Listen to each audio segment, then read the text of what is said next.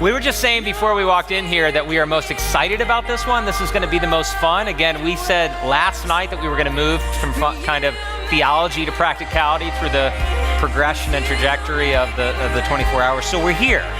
We've built. This is a building block approach. So we've gotten to this point.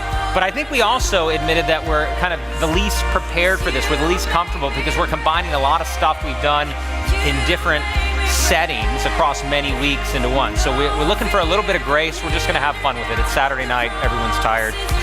But bear with us on this one. We speak very different languages. If you haven't noticed that, even the 7-month folks, if you haven't noticed you speak different languages, well, you're going to find that out very soon.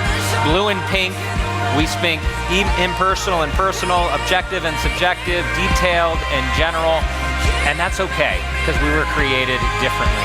That is our creational difference that we should be celebrating, but that manifests itself in very different approaches to marriage and life and conflict and leadership and all of these things that kind of determine how we go about communicating with each other. See what I mean? This is where we're going to be interrupting each other. It's good. Go ahead. Okay. I just want to say that I'm so thankful to get to know some of you more personally and talk with you. Thank you for stopping us and sharing your stories with us. It means so much. And I just wanted to, as we're talking about these pink lenses, blue lenses, how men are from, and women are from, or whatever, something like that, planets. Your very own resident theologian, Kevin Barry. Round of applause. Yeah. Last night I was speaking with him in the foyer, and he said something fantastic. I said, well, I'm going to write that down so I can use it tomorrow. He taught biology, right? And so he would say to the kids, look, men are XY. Women are XX. Some very smart child said, well, why? Why are men XY? And Kevin rightly said, because men always go, why? Why are the XXs doing that? I thought that was perfect. So we communicate completely differently, and I think we need to start to be, as you learn through marriage, you need to be sensitive and empathetic and actually tailor your communication as a man to ensure that the woman, your wife in particular, is understanding and can benefit from it. And likewise, women need to understand their husband and how they communicate. And so we're going to get warmed up a little bit here. We're going to talk about 6. Turn it on again. Struggling with that. We're going to talk about 6 categories of how romance and communication kind of flows and weaves through each of these 6. These are not exhaustive. These were just the 6 we thought that were most poignant for us to discuss this evening. And we're going to have a little bit of fun with this, not only in giving you some practical advice on how to think through how to both communicate and build romance within each of these categories, but also we're going to give you some examples that I hope resonate with some of your experience. So a lot of this he said, she said. Ever been in a conversation with your spouse where you said something and they just took it completely the wrong way? That's not what I meant to say. How could you possibly think that's what I meant? Well, that's what you meant to say. No, I didn't. Is this just me that's had this conversation? Like 100,000 times? Yeah. Okay. So let's warm up. We're going to do these before each of these categories, but just to give you an idea, we're going to do a few warm-up ones here. Okay. She said, do I look fat in this? He heard the sound of my own funeral march. He said, so I saw Mark over at the Best Buy today. She heard, I've spent all the holiday money on a big fat flat screen TV. She said, I was talking with my mom today, and he heard blah, blah, blah. She said, I like that shirt on you. He heard, can we have sex right now? I know that's funny, but that's actually happened. Okay, so we're going to move into companionship first. Companionship is friendship, being close to one another, being companions, being friends. And in the married relationship, it's as deep as you can go. Your deepest friendship, your husband, your wife should be your best friend. So we're swapping roles a little bit in that I'm going to speak to the men. So women, I hope through my years being in church and counseling and talking with and learning from other women, I've captured all the things you wanted to say to your husband but couldn't. I'm going to tell them right now. So men, on companionship. Don't we have a couple more he said, she says? Do we? Yeah. Let's see if we do. Okay. He said, so are we doing anything Saturday? She heard, I don't want to spend time with you. I'd prefer something more manly with my friends. She said, I thought maybe we could go shopping Saturday. And he heard, I hate you. Okay. Women want to feel loved emotionally. So I'm going to quickly read from Deuteronomy 24:5. It's just an Old Testament view of early Israel setting up their structure and their rules to ensure emotional closeness and companionship for newly marrieds. This is like the best honeymoon ever. It's Deuteronomy 24:5. When a man has taken a new wife, he shall not go out to war or be charged with any business. He shall be free at home 1 year and bring happiness to his wife, whom he has taken. Oh, wouldn't that be awesome? We've got to lobby for that somehow. But God understood that is a union and companionship that needs a lot of work and it needs a lot of attention. And so your wife wants to know that you're interested in her, that you're just as interested in her as you are in the report that came out at your job, or that you put the roof on today if you're in construction. Just, the things that really excite you and you're passionate about, your wife wants to feel that she's included in that. New York Giants.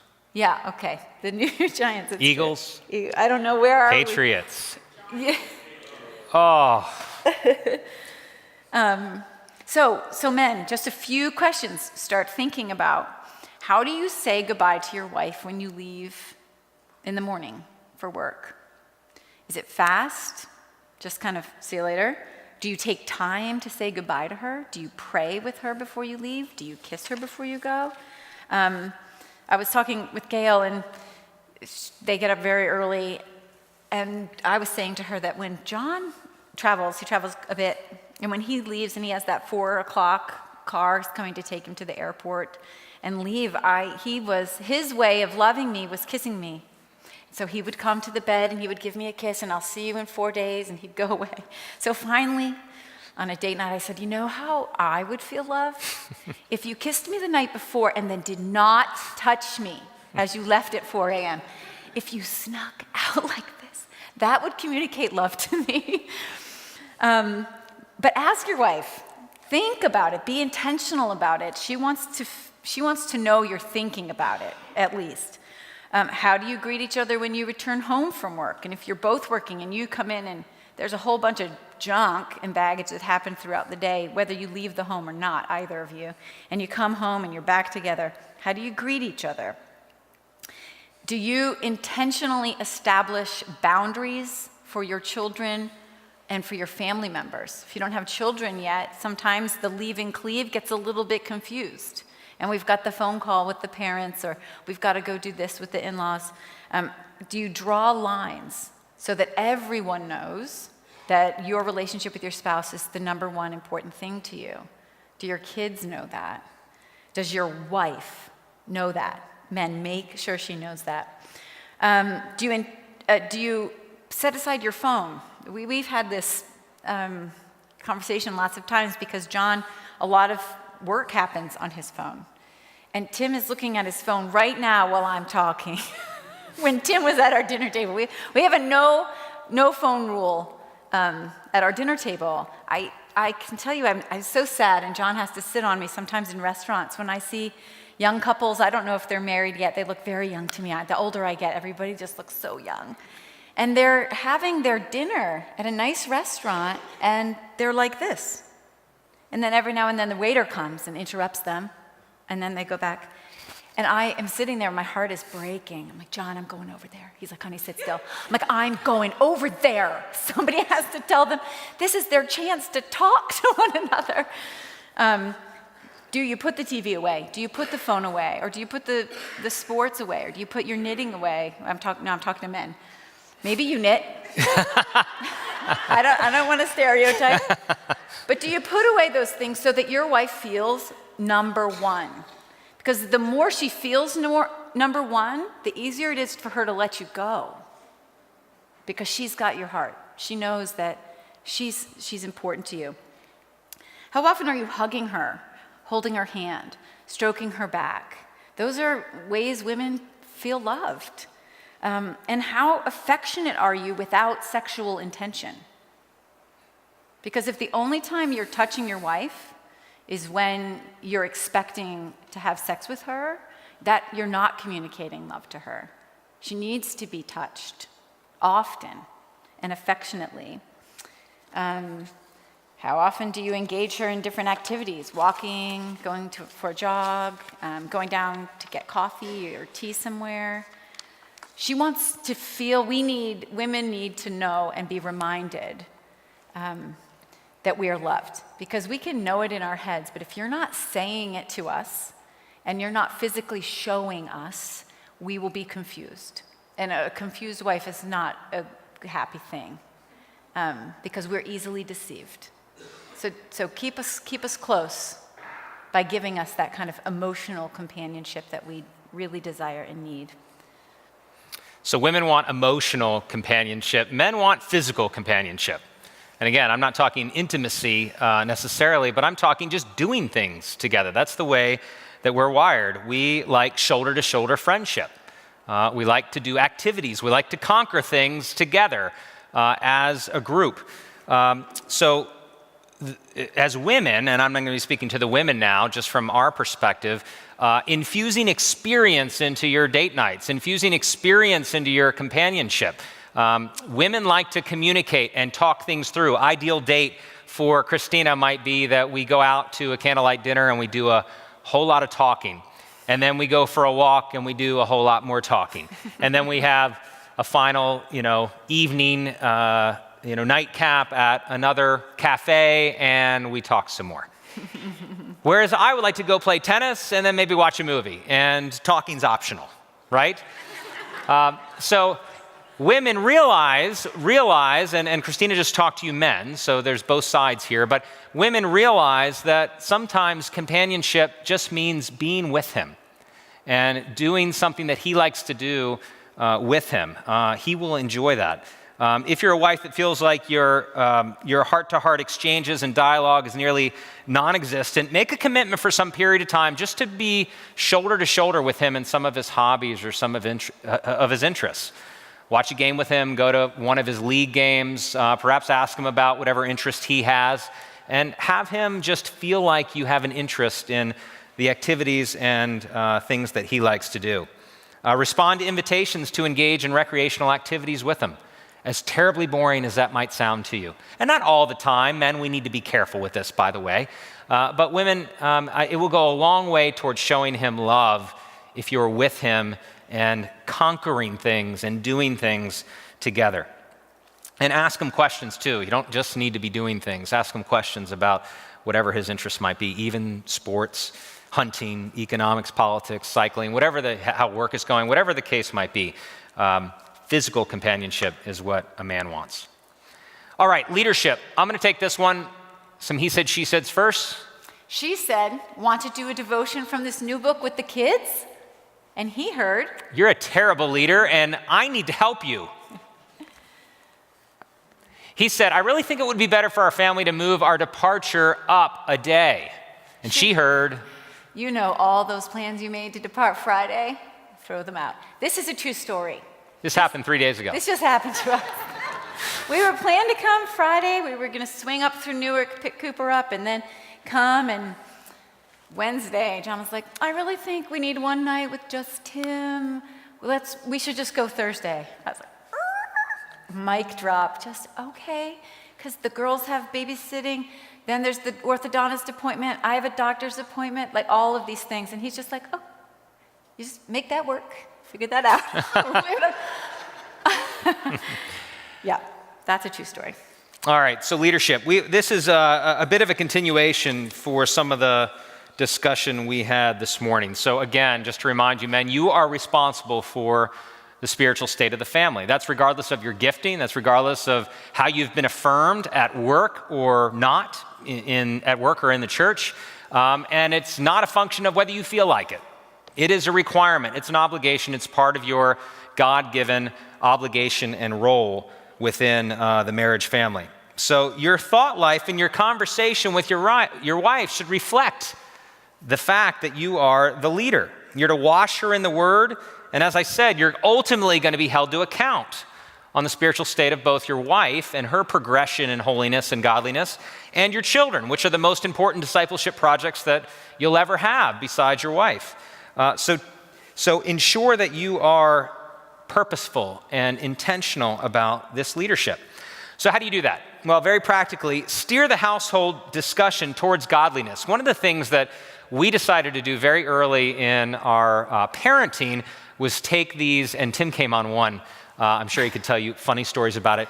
We take these, this is the dork in me, Bowman family strategic offsites. So this is combining my kind of work stuff with my attempt at household headship. And we spend 3 or 4 intentional days, and it's in a fun place. So we're at the beach, for example, and we're doing the normal stuff during the day, but then we have an intentional couple hours kind of in the evening before dinner where we're focused on how are we doing as a family? How are we serving in the church? What are some of the goals and weaknesses and sin patterns of some of the children? Are we fulfilling God's mission for us? Wait, just to give you a picture of this, because I'm a visual learner. We take notebooks. Each of the children and Tim had a notebook with an agenda and pages yes. of work and a big whiteboard so that we can work these. Intentional. It's very intentional. It is fantastic. Intentional. Yeah. Intentional. Mm-hmm. But the reason I bring that up is that it's not going to just happen. It's not going to suddenly by accident, you're not going to wake up one day and be leading. You have to be alert and proactive and be actively managing the spiritual health of the home. So be thinking about ways, and it doesn't have to be an offsite, but this should be an active part of your dialogue and your discourse through the day as the father, as the husband. One of my favorite books is C.J. Mahaney's Worldliness. That's actually the husband of one of the books that we have out there, Carolyn Mahaney's Feminine Appeal. And the main point of the book is that the pursuit of holiness is not achieved through this legalistic, and this is what the world thinks of Christianity, right? This legalistic set of things you can't do. Don't drink, don't smoke, don't cuss, etc., etc. But rather, it's based upon Philippians 4:8, which says this as a litmus test. Finally, brothers, whatever is true, whatever is honorable, whatever is just, whatever is pure, whatever is lovely, whatever is commendable, if there is any excellence, if there is anything worthy of praise, think about these things. Now, if you're thinking about only true, honorable, just, pure, and commendable things, eventually stuff gets crowded out, right? So instead of focusing on, I shouldn't watch R-rated movies, or the Taylor Swift songs are not what I should be doing. Well, if you're constantly focused on what devotion should we be doing with the family, and how can I invest in my 14-year-old for purposes of her growth and purity, and what book should my wife and I be reading and talking through, and what young man can I invest in over coffee? Well, ultimately, these decisions are going to just become moot because there's not going to be a lot of time for a lot of that, even neutral things. And so over time, the redemption of your time is going to occur simply naturally. I thought that was a much better way to look at it, because we can get caught up in being too focused on, is that song, is that movie, is this activity, are these friends worth hanging out with? And instead, if we're constantly looking upward rather than evaluating on a case-by-case basis, we're going to be in better shape. So this should be our conversation every day, constantly protecting, serving, watching over the home. So what does your discourse look like at dinner, when you're driving in the car? Gary Ricucci makes a strong statement. He says, healthy and growing marriages are invariably led by men who are consistent and intentional in their pursuit of God. Struggling marriages are not. It's just that simple. So one thing to do, and the best way you can express the gospel, husbands and fathers, is not by pretending that you're perfect and pretending you're Jesus, but rather humbly admitting that even though you're called to Jesus, you will never live up to that. And you need prayer, and you need to confess, and you need to admit failure and deficiency constantly. There's nothing that speaks to your wife and your kids more than opening up with that vulnerability. And by the way, if you lead at work or at church, that's exactly the same advice I'd give to a manager or a pastor. There's nothing that builds more trust and joy in following than a man that admits that this calling is beyond his fleshly ability and he needs the Lord's help. So pray together with your wife. Offer up these prayer requests and these failures and these insecurities, because we are behind kind of the macho pride. We are all insecure creatures, as men in particular, because we know we can't do this. Talk about the sermon with your wife. It's one of the things we love to do with our children, but also with your wife. What did you learn? What were you convicted of? Anything you see in my life that speaks to? There's nothing better than the Word of God to kind of change our hearts and convict our soul. Buy your wife great books. Buy your wife great books. Bookstall out there, some good ones. Teach her and sanctify her, but remember what we said this morning, that you are not her Holy Spirit. You are there to ensure that she has the environment and the time and the ability to say no and the liberation to not have to do certain chores at certain times so that she can pursue God and pursue holiness. So make sure that you are washing her in the Word. Colossians 3 similarly says, if then you have been raised with Christ, seek the things that are above, where Christ is seated at the right hand of God. Set your mind, similar to set your mind on things of above, set your mind on things that are above, not on things that are on the earth. For you have died and your life is hidden with Christ in God. So again, it gets to this proactivity and intentionality. One of the old sports cliches, the best offense is a great right. Doesn't work in male leadership. You think about Ephesians 6, the full armor of God, right? He does have the shield to block the fiery darts from the evil one. So that is defensive. But what else does he have? He has a helmet, he has shoes, he has a sword, which is the Word of God, and he is meant to wield it. If you're constantly on your heels in overseeing your home, what's coming in, what your children and your wife are being influenced by, what is your wife reading, what is she hearing, what is she listening to online? If you're on your heels, then you're not doing your job. You need to be wielding that sword and proactively creating and managing the influences of your house. That's spiritual headship. So be proactive. Move towards her during times of conflict. Last thing I'll say about leadership. Move towards her. So in any conflict, in any argument, I can assure you that one side is never completely right. And even if content-wise, one person is mostly right, there's going to be sinful responses that you can apologize for on the other side. Either exasperation or even that the other side in being right was just overwhelmingly rude, or their tone or their body language inappropriate. There's always something that you can apologize for. But men, regardless of who's at fault, even if you think it's your wife, don't play these games, because ultimately you are in charge of the health of that relationship. You have to take the first step. And I'm not suggesting that you're disingenuous and you say, look, I'm so sorry, I messed up. When she does have some things that she needs to repent of and ask forgiveness for. But you are the one that this is not a game of chicken, fellas.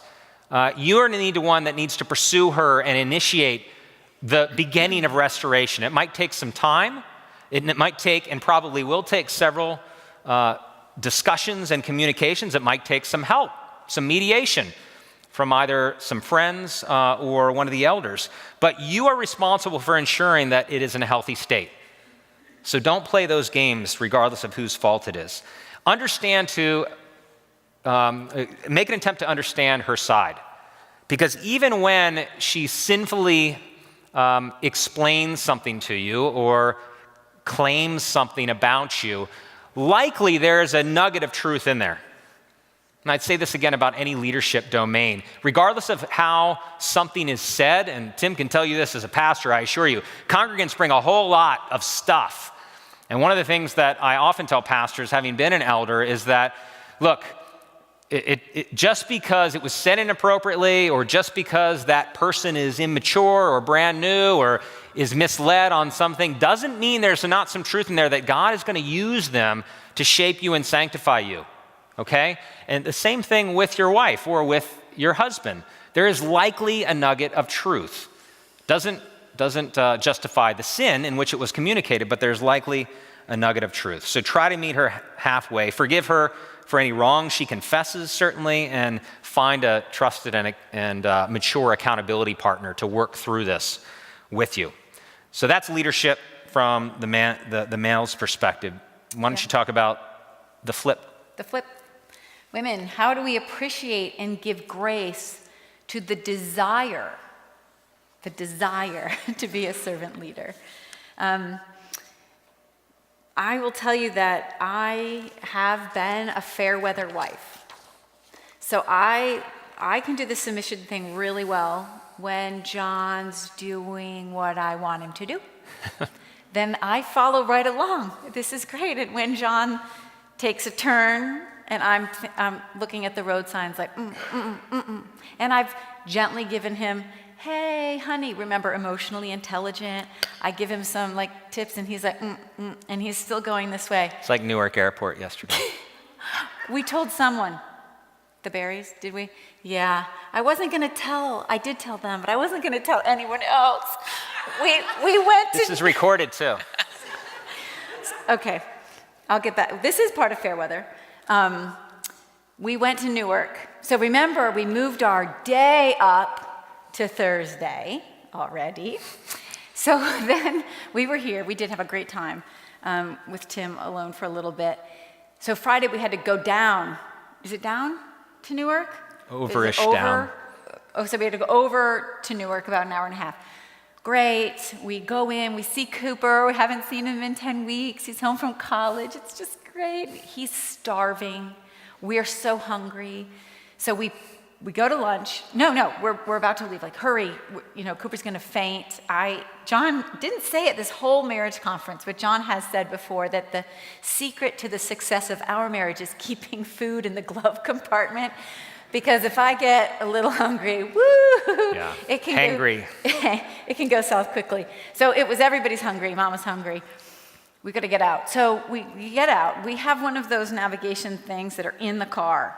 It's built into the car. And those things are only good for a few years. And, new roads are built and all this kind of stuff. She also... Let's just say it wasn't updated with the latest Newark Airport exits. Right. How old is Newark Airport is all I have to say. It's been under construction since 1842, I think. Maybe so. So John has, Tim's address in the thing.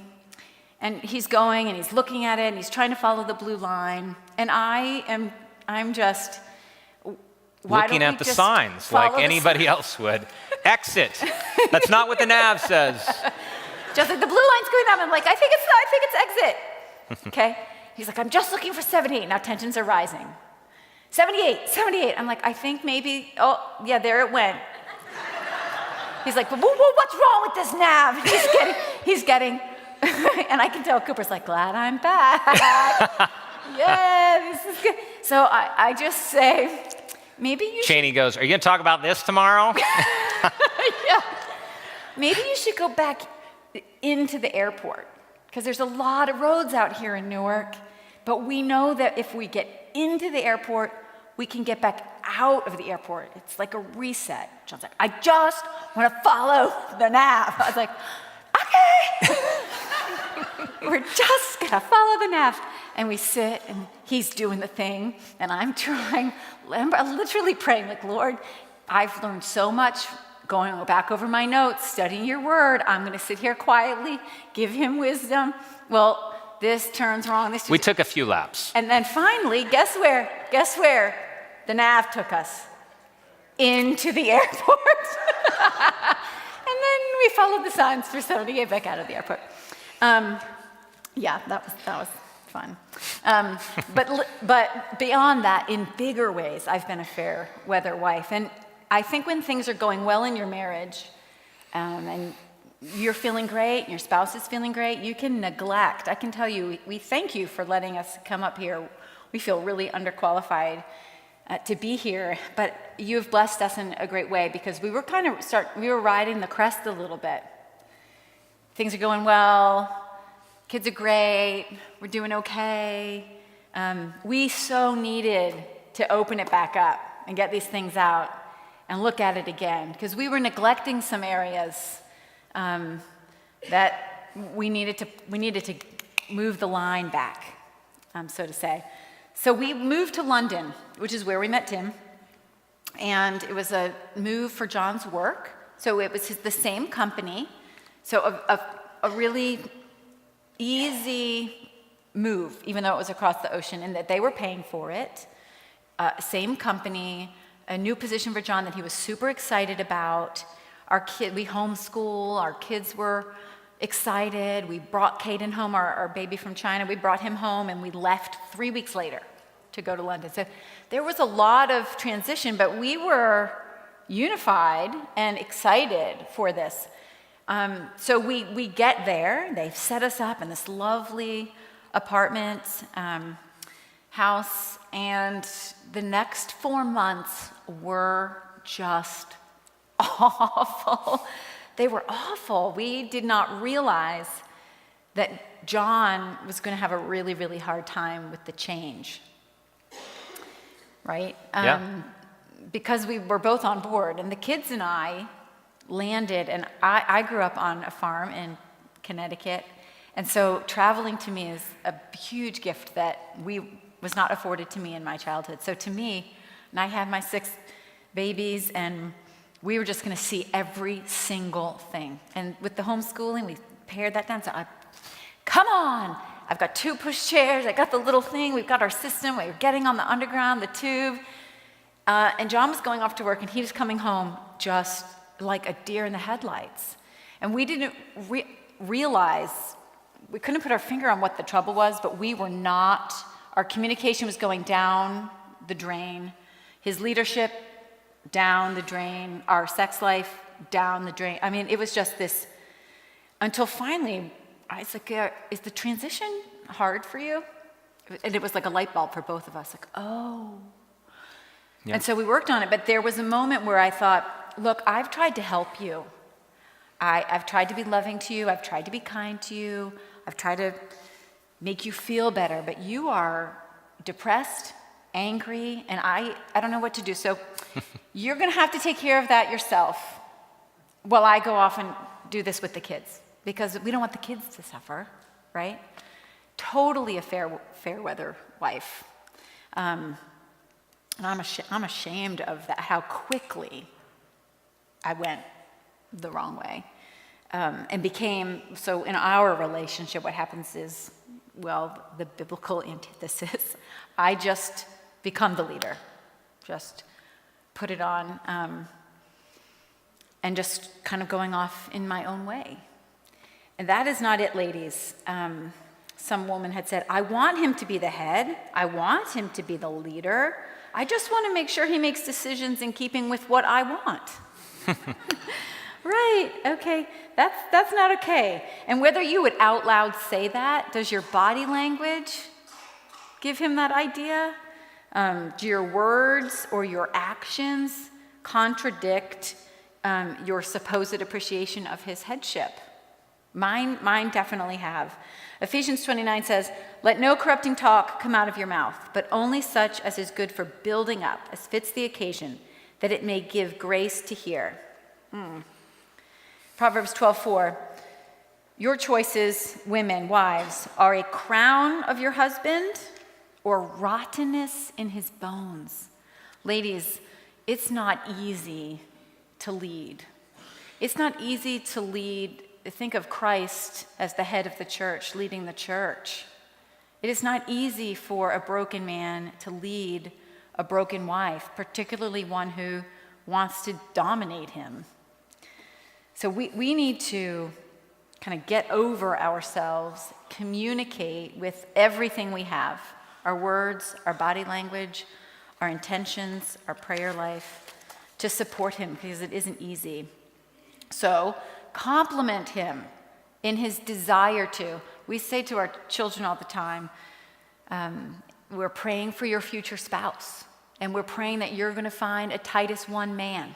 And we say to the boys, and we're praying you're going to find a Titus 2 woman. So what does that look like? It means the desire, showing the capabilities and the eagerness to grow into a Titus 1 man. Like John is great, and I know he has a desire to click each one of those things, that really have that Christ-likeness in him. But he doesn't do it perfectly all the time. But I have to support his desire to want to even lead me. Praise him when he makes a good decision, and provide lots of grace when he makes a poor one. Lots of grace. So when I say makes a good decision, send him to the market and you said fruit and he brings home apples. What you really meant were grapes, but he brings apples. What would it be if you were constantly saying, I said I wanted grapes. Oh, no, I heard you say fruit, so I got the apples. Okay, well, I'll have to deal with the apples. If that is the kind of critical spirit. And why do we do it to our husbands? So you have anybody taught, raise your hand if you've ever taught a child to tie his shoes. Yes, okay. Did it go like this? Okay, loop it round, loop it. No! You're never gonna tie your shoes. Forget it. You just walk away? No. You have so much more grace with the little ones, right? Okay, that was good. You made the little bunny ear. Can you make it go around? And you try, and you try. Does it take it? Who also taught a child to tie his shoes that did it the first time?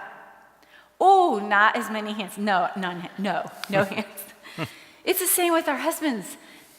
Complement the desire, complement the effort. Otherwise, you undermine who wants to try if all you're hearing is a critical response. So he said, buy great books. Buy him some books and encourage him to read what he has on his nightstand. Let it be something that's life-giving to him. And any effort he makes with you or with your children, no matter how small, compliment it and encourage it. When I think I mentioned earlier when we first started praying together, John would be like, will you pray? And so I would pray, and then we moved up to writing prayers down, and then we would just read them in bed until John felt comfortable praying with me out loud, that he was vulnerable in that area of his leadership. And I had to really kind of launch him on that to let him know I wanted him to do that, and I wanted him to do it no matter how bad it was. And it wasn't bad, honey, by the way. Okay. When theological challenges arise, establish a pattern of seeking your husband's guidance first. You're called, each of us women, to be Bereans. So we have this book. We are equal in God's sight. So we have the revealed word of God. Go to it, know it, own it. And when you have a question, you can't find it, your first line of defense is your husband. Whether he knows the answer or not, go to him.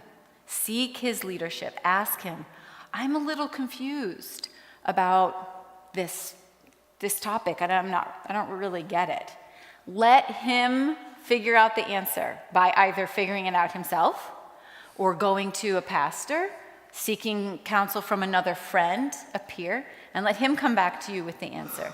Before you go to the internet, before you call your mom, before you ask someone else in church, take it under the headship. It's a gift. It's a gift to have husbands that'll do that for us.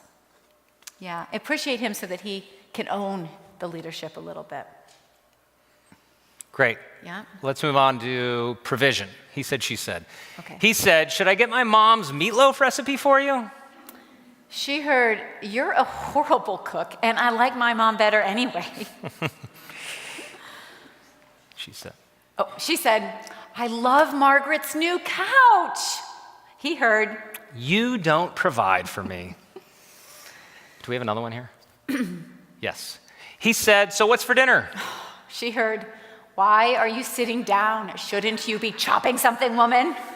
I hate that question. I got it. I must be honest, I really can't stand that question. And now I have 7 people asking me that question throughout the day. Okay, so this is provision.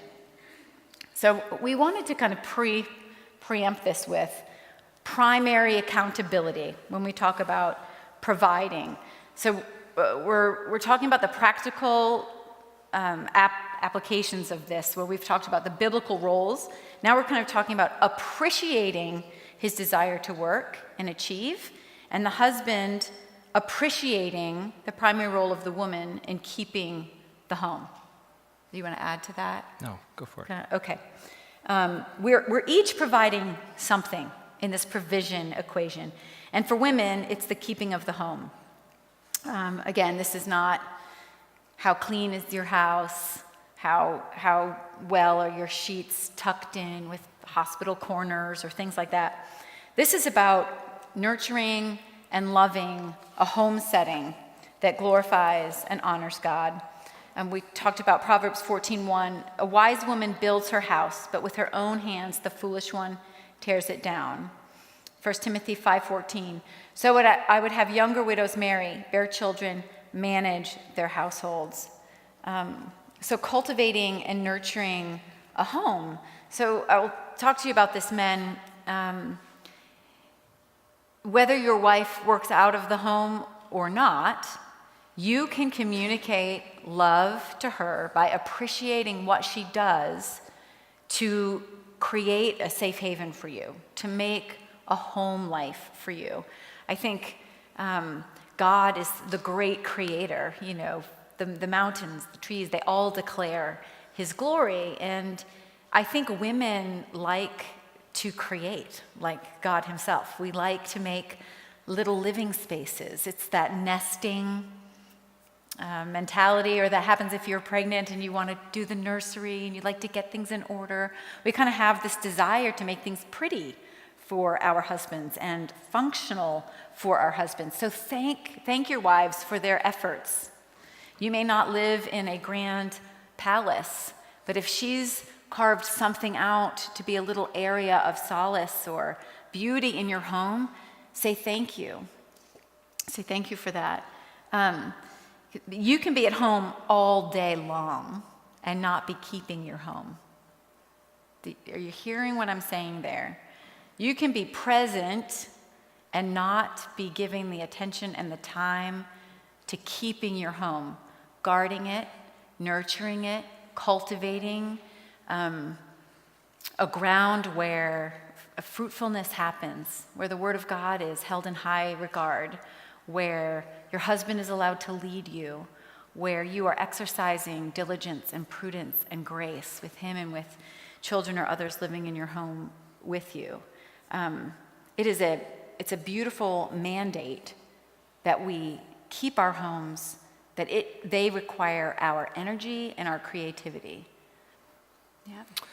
And then on the man's side, I said it this morning, we are created to work. We're created to labor. We're created and called not to be idle. So we are hunters and workers and doers and conquerors. That's where a lot of our identity comes from. I think Christina mentioned the old cocktail party example. First thing a man asks another man, what do you do? First thing typically, again, generally speaking, a woman asks another woman, well, it's something much more personal. Frankly, usually much more important. How many children do you have? Where are you from? Something more about them rather than their identity in their vocation. And again, so this just speaks to the way that we're wired. And so women respect and honor and affirm the important role of provision and of work. Again, I'm not speaking of who's providing the income, but the primary accountability to work and provide rests with the man. So if you're a stay-at-home mom and you have the benefit and the blessing of having that husband work full-time so you can stay at home, let him know how much you appreciate that. The smallest things Christina can do sometimes, saying, affirming me out loud with, I don't know how you get up each morning, especially when that 4 a.m. car comes that she just described. Or how do you go to all of those meetings? I mean, I would just lose my mind. I'd get so impatient with that. And by the way, when she says this in front of the children, ladies, I mean, it just, your chest goes out. It's an amazing experience when you're affirmed. So don't take for granted that those words of affirmation in that provision don't help us. I think Christina talked about, was that in the breakout here when you talked about your mom yesterday asking me how my day was? Does that ring a bell? Yeah. I can't. Everything's a blur now.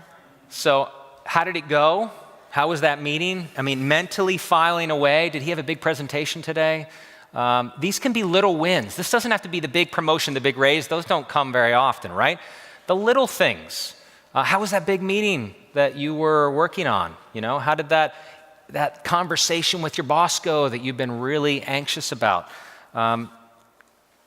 Make sure that he knows that you've been thinking about him.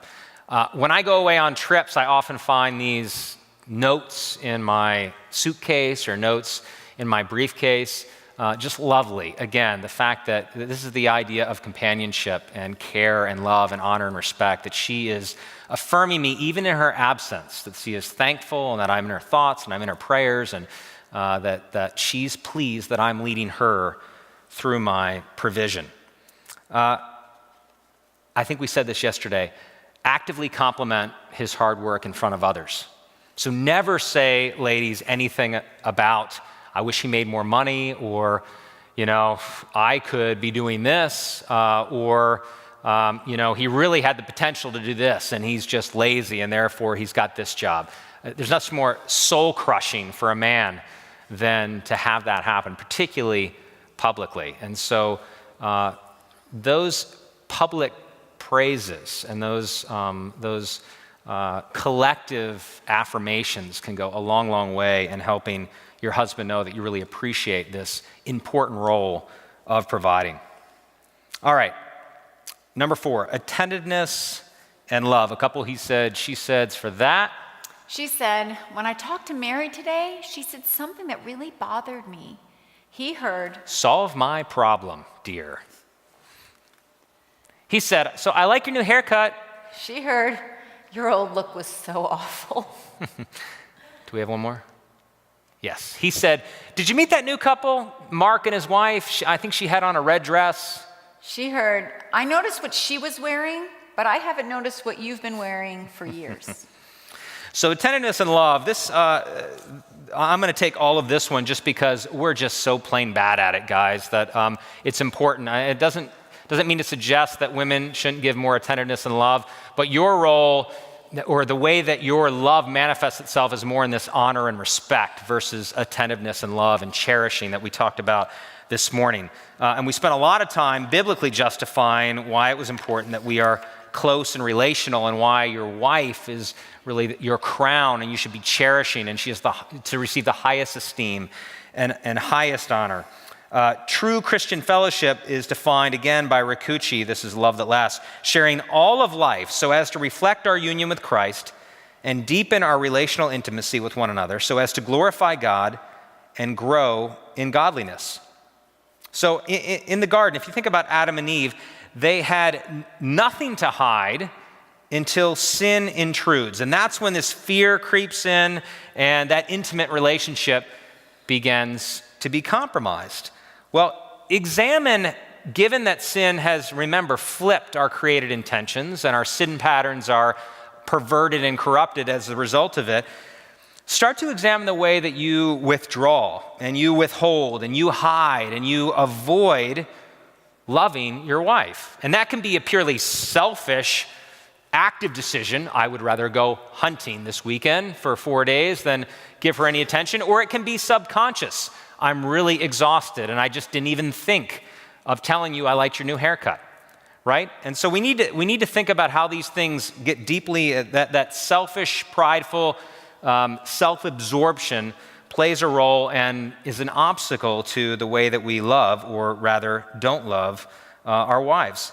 And the other thing is that vulnerability, the world teaches us, is effeminate and not manly and not worthy of us, conquerors and hunters and gatherers, right? And that's the farthest from the biblical model of leadership. I just described a few moments ago that one of the greatest elements or pillars of leadership is vulnerability and humility. Christ led as a servant. He led by dying for us. And so being open is a way to love your wife, sharing the intimacy of emotional stress, asking her what she's struggling with, explaining what you're struggling with. That is making love to your wife in ways you would never even expect it. Remember, they desire emotional companionship. So love her through being vulnerable emotionally. And never dismiss her feelings as unworthy or inappropriate. Sometimes, no matter how illogical that they might seem, nothing can crush her spirit. Nothing can be so unloving, particularly to a woman emotionally, than giving them the sense that they don't matter, or that they are misled, or that this is a completely ridiculous way to react. That's not the way that they feel heard and loved. The other thing I'd say is that, from a tentative standpoint, is don't interrupt. I think Christina talked about 13,000 more words a day than we say. Women like to talk it out. I talked about the average date, the way that it goes. Keep eye contact. Facial expressions and body language matter. Don't be wandering to the game, right? Don't be coming in and out of consciousness. Never give the impression that, okay, baby, can we land this plane? Like we've been going in circles. We're going to run out of gas here pretty soon. You need to assure that you're giving her the attentiveness she deserves. And often, guys, that's what she wants. That's why we did the he said, she said with the solve my problem. Often she doesn't want that. Sometimes she does, but often she simply wants to vent and talk through it almost with herself out loud. And you are that intimate sounding board, even if you are not necessarily providing a solution. The fact that you're nodding and affirming that this is tough, that I empathize, that you're struggling with this, that I may not even have an answer, but I'm just here to be a source of refuge and a place for you to express that this is hard and I love you and you are safe with me. That's what you want to be as a husband. Never mention the monthly cycle as a reason that she might be struggling. I was in London. This is Tim and I's and Christina's pastor, but we were out to dinner with him and his wife, and we were explaining that we had this big fight a couple days ago, and Christina said something to them about, and John says to me, honey, could this be that it's, this time of the month? And Mike looked at me and he said, do you not ever say that again? And I haven't. It's been 4 years, and I'm doing well with that, yes, I think. Good job. Don't ever mention that, whether you're thinking it or not, and whether it could be true. That is not a good way to love your wife. Really quickly, on the love and esteem, I also want to make sure from an esteem perspective that think about the princess in those fairy tales that we grew up with, where the kingdom was centered around her and the king was doting on her and her dresses. And is this the way you make her feel, that she is the center of the world, that she is at the centerpiece of your life, that everything revolves around her? Okay, that should be our MO in the way that we give her attention. Tell her you're proud of her. Tell her you're proud of what she's doing. Tell her you're thankful, yes, from the provisional standpoint, but there's something different about telling her you're proud, that you take pride in her accomplishments and her gifting.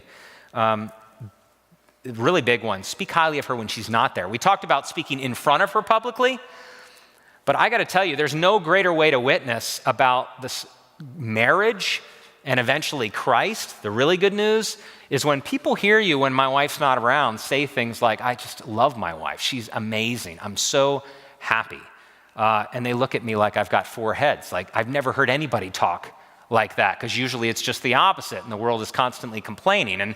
And that's what the primetime shows do. It's this satire of groups of women and groups of men just complaining about their spouses, and that is terribly destructive.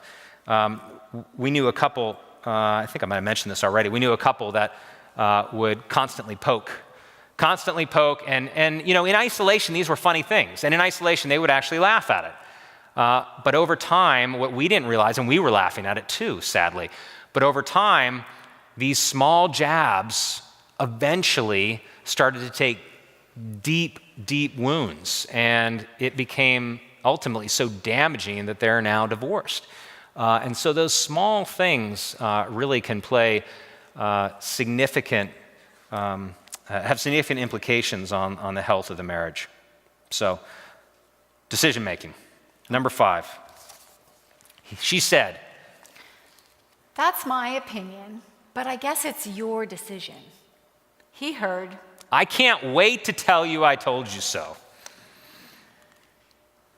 She said, "I forgive you." He heard, "I will never forget this." He said, "I forgive you." She heard, "Can we have sex now?" I think that's all done. Okay, decision making.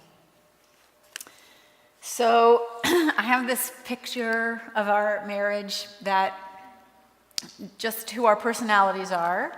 If we were on a boat in the middle of the ocean, and often our marriage has felt like that, out in the middle of the ocean, I am on the bow, like this. Just, oh, look at the island. Turn to port. I see an island. And John is in the chart room. He's got the maps out. He's got the little instruments. Wait. There might be a sandbar. There might be rocks. And I'm, hurry, turn to port. We're going to miss the island. And he's, and that has caused friction because he does not turn the boat half the time fast enough for me. But I'm telling you that if he were not in the chart room, if God did not make him that way, and if God did not give me a leader that was more steady than I am, I would have died many times over in the rocks and be stuck on a sandbar because I am a little bit more quick, a little bit more adventurous. And he's the steady in the chart room. And so if the charts check out, we can turn to port and we can go to the island. And if they don't, we carry on. So in our decision making, we've had to kind of learn, as I help him sometimes get out of the chart room, that there's nice weather. Come out, check it out. It's nice up here. And sometimes he's had to bring me in. Like, let me just show you what's happening here, where we're headed. See this, longitude, latitude? This is a dangerous spot. So I'm thankful because God designed us to complement one another. What if you're both either one or the other? Is that on this paper? No.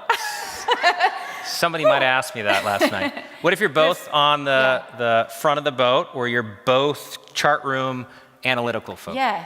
So God designed you to complement one another. So if you are both in the chart room, praise the Lord. You are in there together. And you are happy to be in there together. And if you're both out at the bow of the boat, what an adventure that is. There you off on that island for a few minutes and you're off on that King island. of the world. Yeah. The good news is God is sovereign. And if he wants you to hit the rocks, he will. And if he wants you to visit the island, you will. We have free will, we have choice, and we are meant to use our brains the best that we can. But the complement isn't an opposite. Don't misunderstand me to say, that's great because we're kind of opposites, and the two opposites make a better middle. Two people that are really alike are meant to be together. They complement each other, even both in their introvertedness, or both in their extrovertedness, or both in the chart room, both on the bow, or 100 other things. Whoever your spouse is, that is who God willed for you to have. And that spouse is your perfect complement. So whatever your giftings are, whatever your skills are, if they seem to be similar, if they seem to be different, they are a perfect complement to one another. And praise God for recognizing what you each bring to the marriage. Yeah, you want to add to that? Oh, that's great. Okay. Let's see. You got me a little. Help me, honey. Why does that say? Yeah, I'm turning the page. I don't like that page.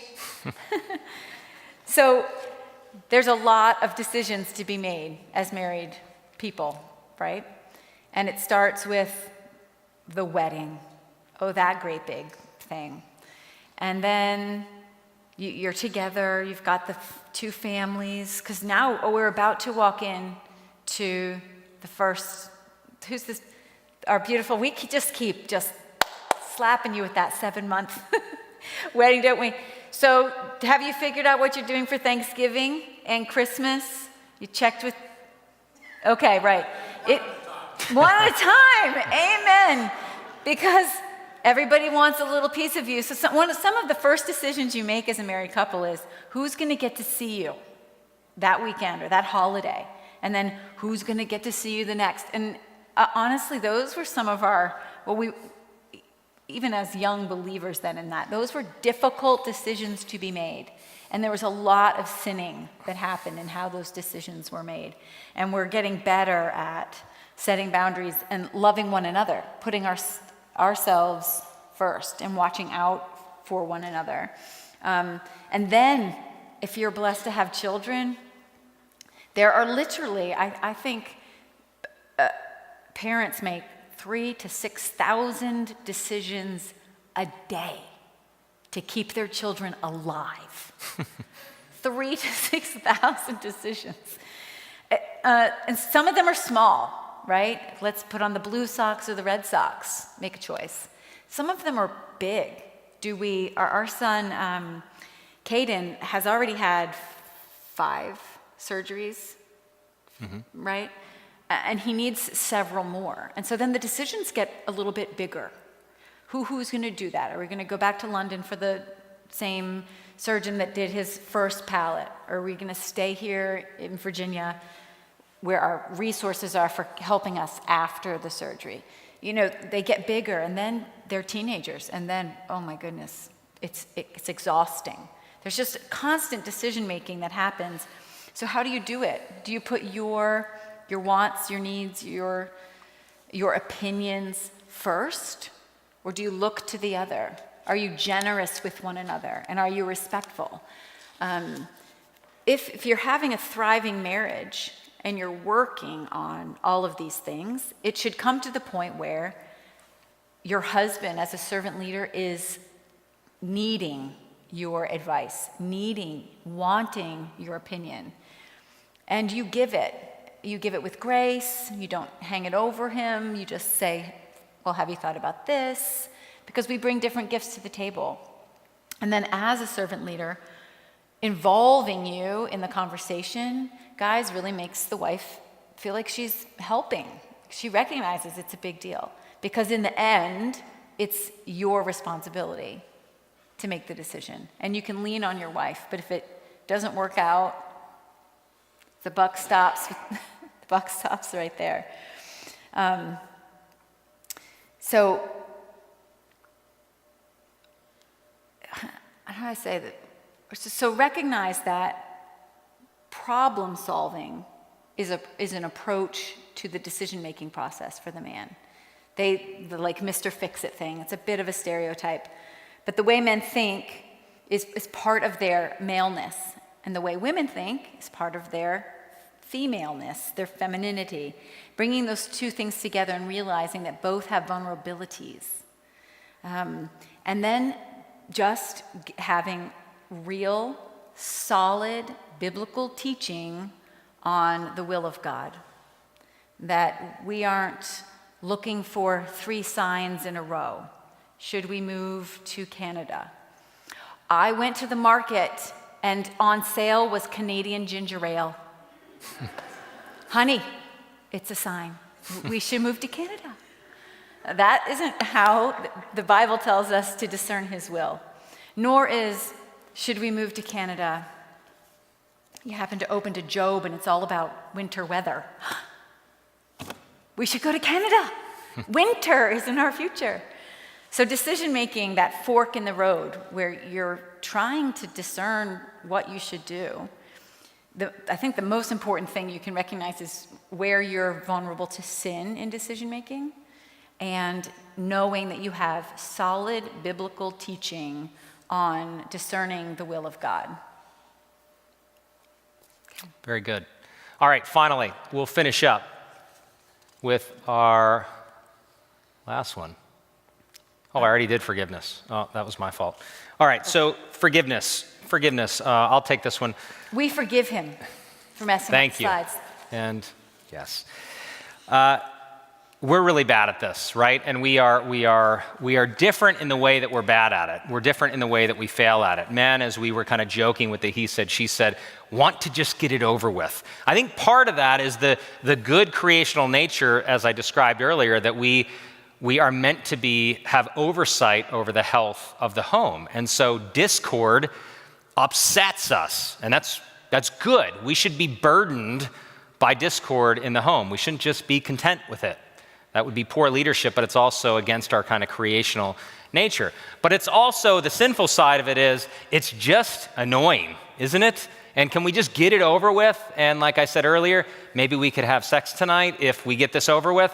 And so all this is mixed in.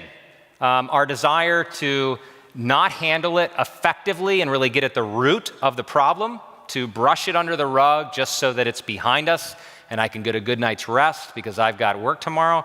Or from a woman's perspective, true forgiveness is kind of skipped over in the name of restoration, which they're just worn down, and you realize 13 years later that we haven't really solved this issue. Because if you've ever been, in my experience with my lovely wife, her mental file folder is like nothing I've ever seen in my life. So I can remember stats on Virginia football or Red Sox baseball like nobody's business.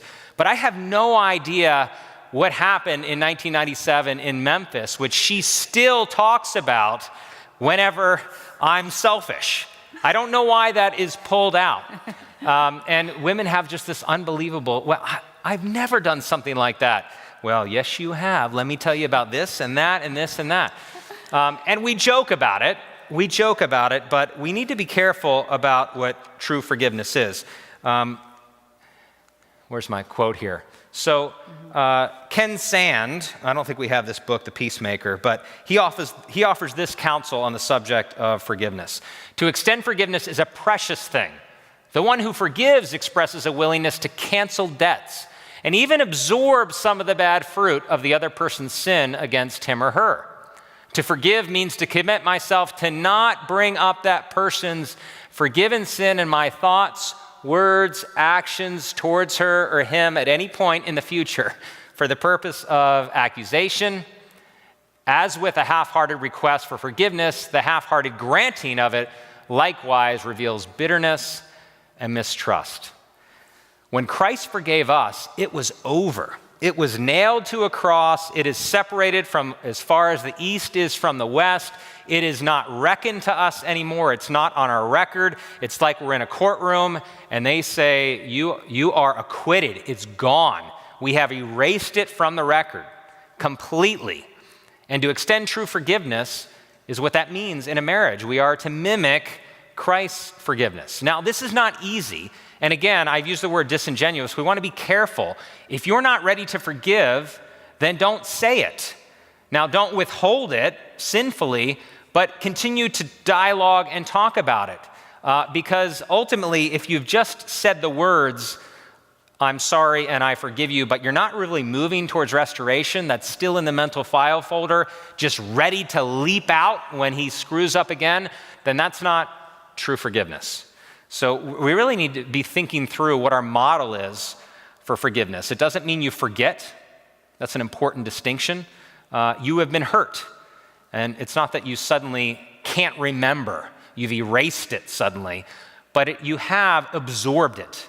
That's what that quote says. You've absorbed some of that sin. As one flesh, you have, in a sense, you bear it with him. You are responsible in some sense with him, and it is now over. We have moved on completely. The other thing I'd say, again, to ladies, not trying to pick on you, this just happens to be the last one, but don't put words or motivations in the mouth and the heart.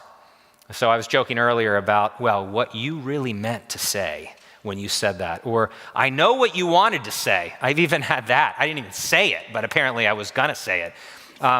But we think about Matthew 7. The passage is famous for first take the log out of your own eye, and then you will see clearly to take the speck out of your brother's eye. But I think the way that we should think about interpreting this is even broader and higher stakes, which is Jesus always does that, right? He raises the stakes completely. You said adultery. Well, I'm going to talk about lust with the eye. You said don't judge. Well, let me just tell you that I want your heart motivation to be one where I'm not even assuming motivation. I'm not even assuming motivation. And so don't put words in his or her mouth, and don't assume the worst in his or her from his or her perspective. And so that will get you started on the right foot and move you towards a path of accelerated restoration much faster than if you have created this image in your mind about what was really meant to occur when maybe he or she really wasn't. He or she really wasn't, even if it's happened before in the past. Can I step Yes. in one thing? We attended a marriage conference 3 years ago. And in the breakout section that we chose was on forgiveness. And this couple that taught it said, you should practice confessing daily to one another. The smallest thing, confess it. Today, I picked your towel up off the bathroom floor, and I was angry that it was on the floor. Honey, I'm sorry. I had an angry thought about you. He gets to practice. I forgive you for that. We're reconciled, fine. All the way to like bigger things. When you start practicing forgiveness and confession in small little ways, you'd be amazed how then wide open you are about everything and how easy it becomes. So you stop seeing fault in your spouse. It's amazing. They called it the clean slate approach. So often what happens is that you just get this building of bitterness and frustration. And often it's us guys, because we're so dense and not emotionally intelligent, will do what seems to be, and I think even the woman in an isolated moment would admit that in isolation, this is a almost meaningless issue, but it was the straw that broke the camel's back. And suddenly you've got the worst marriage that there's ever been in the world, if there's ever happened to you.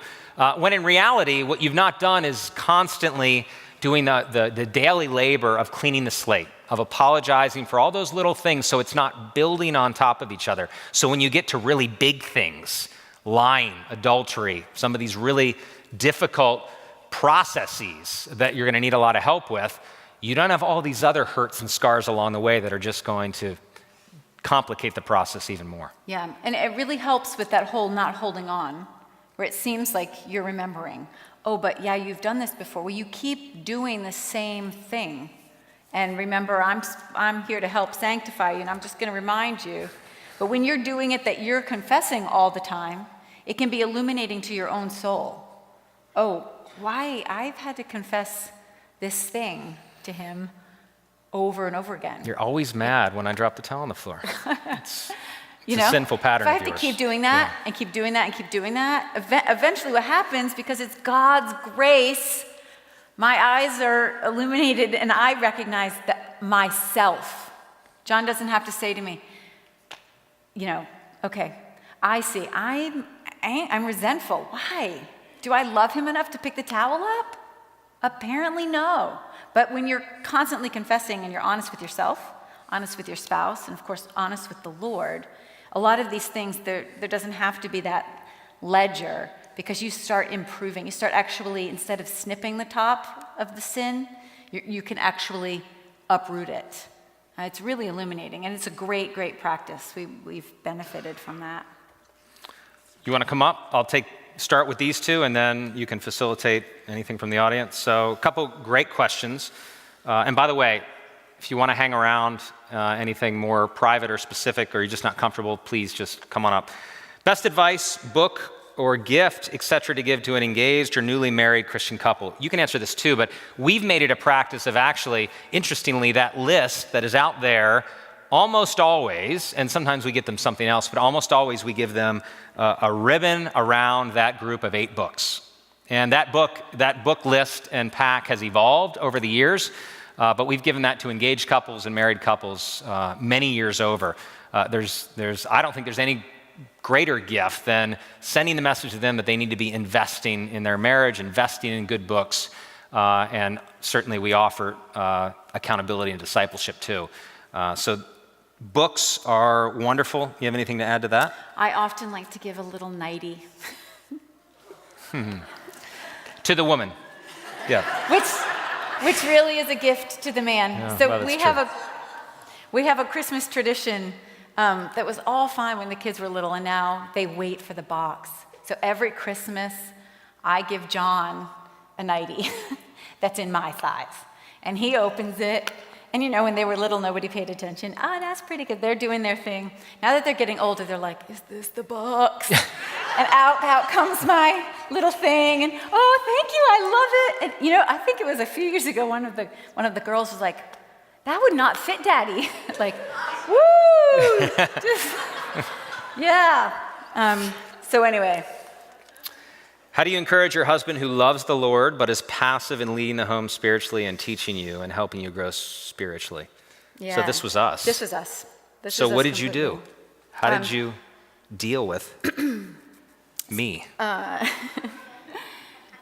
wise woman told me, and I tell this to my girls, and she said, you can complain this much to your husband. It's like nothing. And you can complain this much to God. So you can tell God all day long your desire to have your husband lead. Tell him, pray for it, pray for him, and wait patiently. Encourage him, but don't complain to him. And ladies, as you're seeking a prayer warrior perhaps on your behalf, I had some women that were praying for John to come to the Lord and praying for me to try to live a life of Christian conduct that might draw him to the Lord, as 1 Peter tells us. But I would make that circle very, very tiny, very, very tiny. One that you can really trust, who can forgive your husband. Because sometimes, your family, your mom, she can't. She just can't do it. So don't tell your mom anything bad about your spouse. She can't handle it. Because remember, she from this, right? And that's still, the mama bear comes out. No matter how old you are, the mama bear comes out. Pray. Beat down the gates of mercy. Help my husband lead. I want him to lead. And then ask God to ready your heart for when he does. This is a little picture that doesn't do it justice, but when we were planning the wedding, I said to John, why aren't you getting involved in this? I want to know if you want white tablecloths or if you like yellow. I was thinking yellow. And he's like, well, I kind of feel like it's more important to you and you should do it. And I didn't like that answer. Well, no, because I don't feel loved if you're not going to be involved. And then lo and behold, John became involved.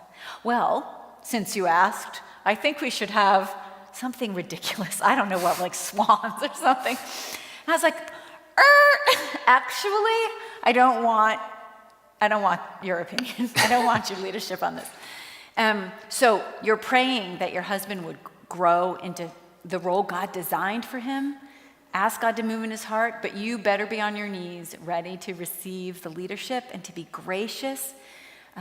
Maybe part of the reason he's not leading is he's not sure about how you're going to respond to it when he actually does step out in faith to expose himself and perhaps expose a weak area according to him. So be ready for any attempt to praise him and thank him, but keep asking the Lord over and over again.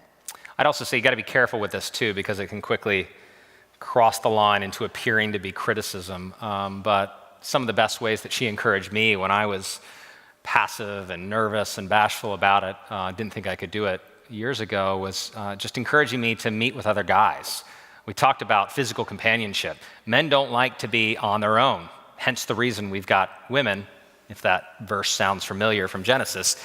We like to be with other men. We like to be working, driving, conquering, experiencing things with other men. And so if we have those partners shoulder and shoulder in battle, if you will, where we can bounce off experiences and struggles, read a book together, do a Bible study together, that was really helpful for me. I had 5 guys that they were all more mature than I was, which was not saying a lot, but they all were different, had different personalities, had different strengths, weaknesses, and had different types of spouses, obviously. And so their perspectives, it was like a Rubik's Cube. They were all different colors and flavors of advice and counsel that helped me feel comfortable enough that I didn't have to have all the answers and be perfect, but I was just called to be faithful. And once Christina gave me the space to do it and I didn't feel judged in doing it fallibly, then I tackled it, ultimately took the reins. But it was a process where I needed a lot of help. You did well. Takes a village. What other questions, since we're not coming back? Excuse me.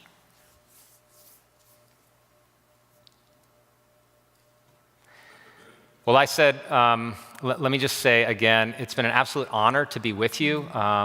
Not standing up here, but just fellowshipping with you and learning from you and getting to know each of you. And we're so thankful the way that you've loved and welcomed Tim, and we're so thankful the way the Lord has loved you and you're loving him and being a real light in Milford on his behalf. So we've loved visiting. We will not be strangers. I hope that's good news at this point. But it's been an absolute pleasure. Thanks for having us. Yes, we have a question.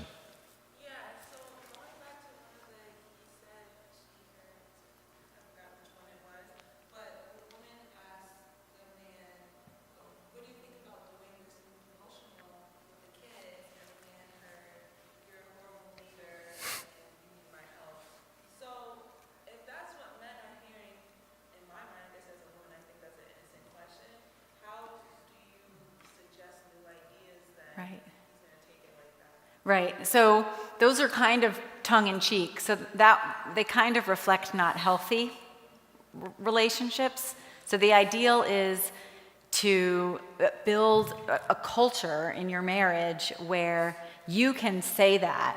I've said it. I love, my favorite book is The Pilgrim's Progress by John Bunyan. And every year we read it from Reformation Sunday through to Advent. And we sit there and we do the voices. And that was something I was, hey, honey, how about Pilgrim's Progress? And John really likes to stick with just the books. Well, I'm in Malachi, or we're going to do Luke. But because we had worked on his leadership and my submission, because we had made that a priority, when I asked the question, he heard, what did you hear when I said that? At that point, it was the wise helper that was giving me smart and wise advice that maybe the kids could use something a little bit different and this would benefit them in a different way. I think of it almost like a garden or the parable of the seeds, right? It's like if your marriage is that soft, fertile ground, the wife can throw all kinds of ideas and initiatives and counsel and her own opinion, and it's going to sink in healthily and sprout, and you'll want to water it and you'll want to absorb it. If it's hard and callous and been worn down because you've got an assertive, difficult wife that is constantly trying to kind of co-opt power, then it's going to hit that concrete and bounce off. And that's the kind of exaggerated thing we were kind of getting at. But I think it just speaks to the wife's temperament and tenor and body language and approach and how she's giving respect in the leadership role, and then how she articulates her views and her wise counsel as part of that influence. Yeah, same thing like with the haircut. So a man that doesn't pay attention to his wife, who says that, what does the wife hear? Because she's hurt, she doesn't feel loved, so she hears well, you didn't like my other haircut. Because she's negative, and she's feeling negative. But of course, when you're loving and respecting, then a compliment on my hair is awesome. Thank you for paying attention, honey. Yeah, I kind of like it. It was a little shorter than I thought. It's just the difference. The book is The Energizing Cycle. Egerix. Yeah, Love and Respect. Love and Respect. It's a Burgundy book. I don't really do titles in office, but I can tell you what the color of the book is. They talk about in that book the energizing cycle, and do you remember the negative?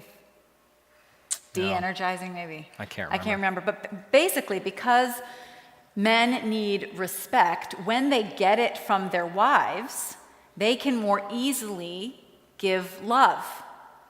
And so when the wife feels the love, she gives more respect. Respect feeds love, love feeds respect, and the energizing cycle goes like this, and then you're on cloud 9 all the time. It's awesome. But a little bit of disrespect is a little bit of withholding of love. Withholding of love, lack of respect, and so on, and down it goes. So in all of these are kind of exaggerated examples, most of them in the de-energizing cycle, just so you can see what it could look like. But also, he said, she said, we do just communicate differently, men and women. So it's important in some of those things that we were saying, repeat back what you heard your wife say. Literally, and this has happened to us many, many times.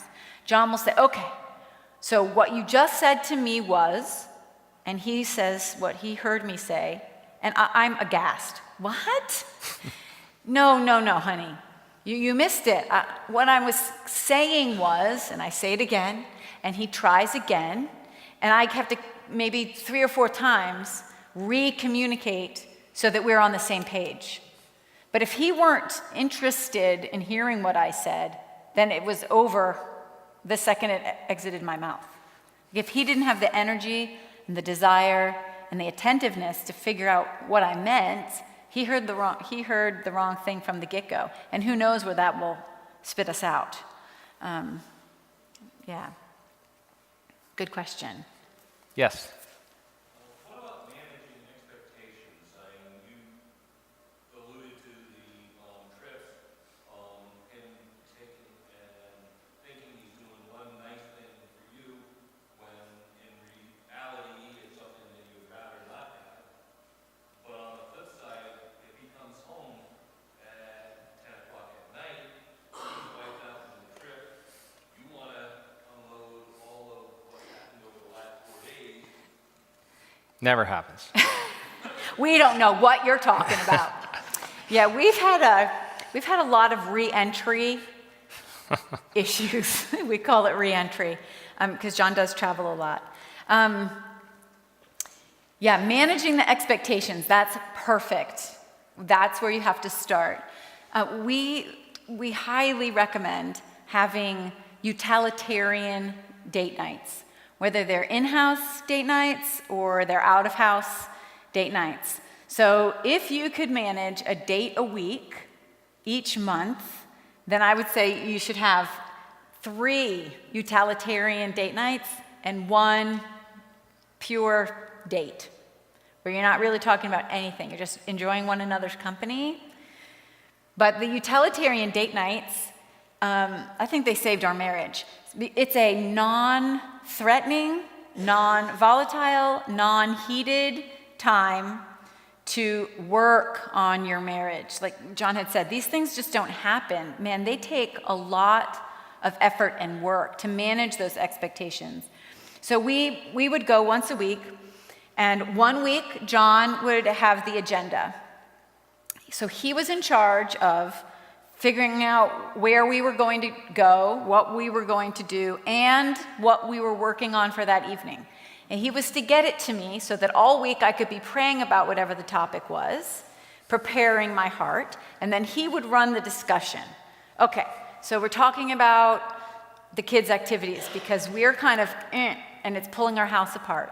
So instead of at the moment that the child says, but I really want to do gymnastics, it's the only thing I've ever wanted to do, and he says yes, and I say no.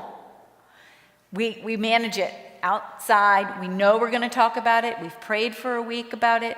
We've prayed for our tone, our hearts, so we can manage those expectations. One of our, that was a great time, wasn't it? Yeah. We talked about finances, the kids, goodness, specific, we talked about sex a lot. We talked about specific issues that kept coming up. One time, my favorite one, it was my time. And I said, okay, here's what we're going to do. I want to know 3 ways I can become more attractive to you in socially, spiritually, and physically. And I want you to tell me how I can be more attractive to you in those 3 areas. And so for a week of writing out our answers, really thinking all about it, and then we get there. And John says to me, it was 5 or 6 years ago. So John says, so spiritually, I'd like you to read the books that I give you. And we just said several times, buy them good books. John was buying me these huge, fat theology books. I'm pretty sure I'm almost done with seminary from the books that John was giving me. He'd be like, hey, read this. And then, because I have so much time to read, 2 weeks, 3 weeks later, he'd be like, did you read it? I'm like, oh, no, I didn't read it. I'm chapter 1, which was a big point. He wasn't feeling respected. And so I needed to hear that. So that was spiritually. Socially,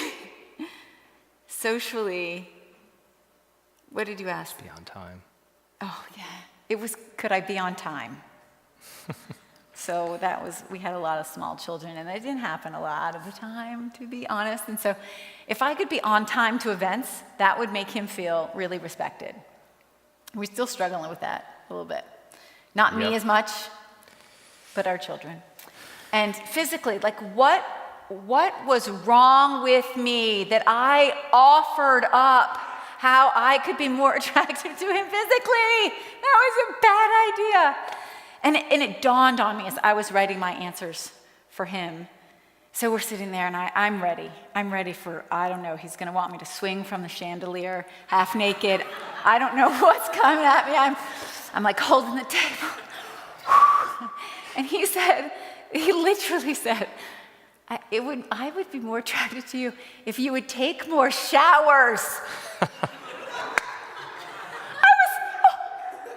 Do you think I'm a dirty person? I'm dirty? He's like, well, no. I cannot tell you that my husband is the cleanest person on the planet. On the planet. He loves to take showers 2 or 3 a day. Am I right, Tim? Now, our children don't want to play outside. We have an 8 and a 6-year-old, and they stand at the door, and you can see them weighing the choices. I go out. I know I got to shower. I step out the door, Daddy's gonna make me shower. Not as an excuse, but if he wasn't seeing me shower, if my hair wasn't wet, there was no rinsing. The hair, it's a big deal. Like putting it up in a bun, so you wash from here down, doesn't count. So John was not thinking I was showering enough. You're much better at that. Yeah. So we really laugh about it now, but that conversation, we still, less that one. Shower thing. We now joke about that. But the other things that we learned from one another, from just these simple exercises, some we made up, I made that one up. Others we took off of websites or from other teaching or from the books. They've got all kinds of things in the back, like questions you can ask one another, or if you're leading a small group around a book, and we would take some of those things.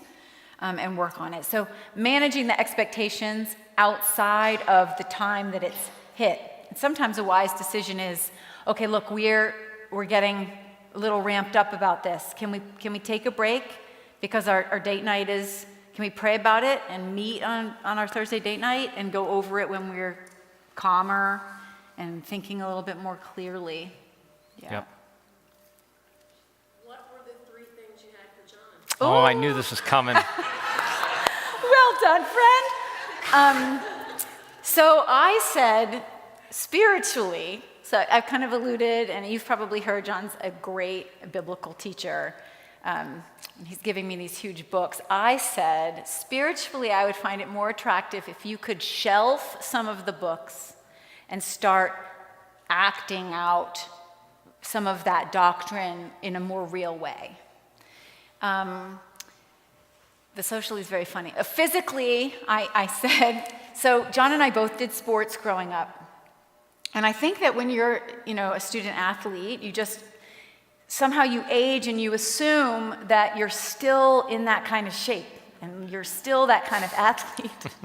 One of us actually did continue doing things, and the other one just assumed he was maintaining. And when the boys got a little bit bigger and he'd go out, he'd come in and he'd be injured all the time. So I said, physically, I would be more attracted to you if you would actually take care of yourself a little bit more and not hurt yourself. Know when your limit is. You can't do the things you did 10 years ago without injury if you're not going to, put some time into helping yourself there. And socially was the funny one for him, like the showers. I said, socially, I would find it much more attractive if you could pay attention during conversations with other people. I know, my sweet husband has a small auditory processing disorder that hasn't been diagnosed by anyone but me. So it's really a great gift that I've given him. Scientifically proven. In finding this out. But Where are we again? Yeah. In conversations, I'm often like, they just said that. Were you listening? I'm not, So those were my 3 for him. And he's also greatly improved in his areas. What? Yes. He's so cheeky. Anything else? 'Cause this is getting good. Oh, that's so sweet. Have you all seen their baby? So cute. And there's another baby, because my baby, who's 13, was watching over a little baby, I think a girl, that was sleeping. Who belongs to that sweet baby? I think Cheney said she was 9 months old, or I'm not sure if it was a girl. Who is it? Oh, it's a boy. What's his name? Jace. Jace? Oh, yeah, I got to look at him. She said, Mama, come here and look at this baby. So I got to go in and take a peek. How cute. You all are blessed with beautiful children. Well, we love you because what maybe you don't know is that we have been praying for you since Tim started seminary. So as soon as we knew Tim was going to seminary, we were praying for the church that he would pastor. And so we have been praying for you all. So we feel quite attached to you. Whether you like it or not. Yes. Yeah. Sorry.